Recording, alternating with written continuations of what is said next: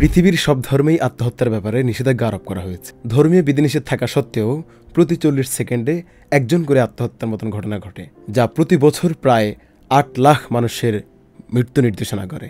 ধর্মীয় বিধিনিষেধ না থাকলে এই পরিমাণটা আরও শতগুণ বেড়ে যেত, কেননা এই পৃথিবীতে বসবাস এতটাই কঠিন হয়ে পড়েছে যে আপনি মাঝে মাঝে ভাবি আল্লাহ তাআলা আমাদেরকে কবে এই দুনিয়া থেকে তুলে নেবেন এবং কঠিন যন্ত্রণা থেকে মুক্তি পাবো। যন্ত্রণাগুলোর কথা যদি বলি, এই পৃথিবী তখনই একজন মানুষের কাছে বিষাক্ত হয়ে ওঠে যখন বাবা মা তাকে ব্যর্থ সন্তান বলে আখ্যা দিয়ে থাকে, স্ত্রী তাকে অযোগ্য বলে অপমান করে, ভাই বোনকে সন্তুষ্ট করতে না পারার কারণে ভাই বোনদের অন্ধকার মুখ দেখে জীবনযাপন করতে হয়। এছাড়াও নানা জটিলতায় পৃথিবী একজন মানুষের কাছে বিষাক্ত হয়ে ওঠে। এই জটিলতা কতটুকু কঠিন যদি আমরা ব্যাখ্যা করতে যাই, পাড়া প্রতিবেশীর কেউ যদি কষ্ট দেয় বা কেউ যদি কটু কথা বলে, তখন তার সাথে সম্পর্ক ছেদ করে সে তার জীবনযাপন করতে পারে।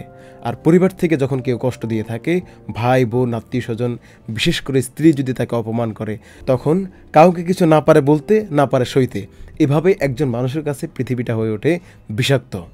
যার ধর্মীয় জ্ঞানের অভাব থাকে সে হয়তো এই তিল তিল করে কষ্ট পেয়ে না মরার চেয়ে সে আত্মহত্যার মতন পথ বেছে নেয়।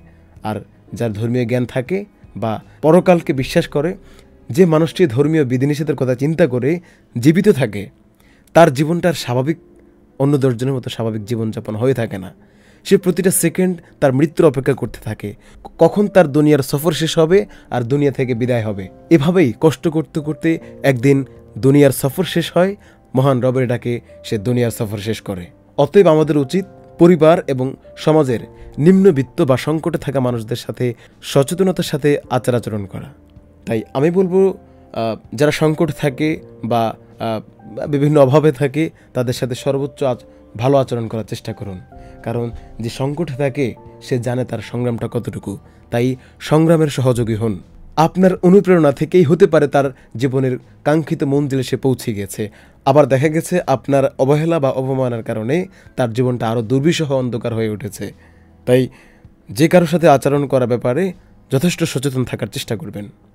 দোয়া করি আল্লাহ রাব্বুল আলামিন আমাদের সবাইকে সঠিক বুঝ দান করুক এবং সবার সাথে সদাচরণ করার মতন মানসিকতা তৈরি করে দিক। ভালো থাকবেন। আল্লাহ হাফেজ। আসসালামু আলাইকুম ওয়া রাহমাতুল্লাহ।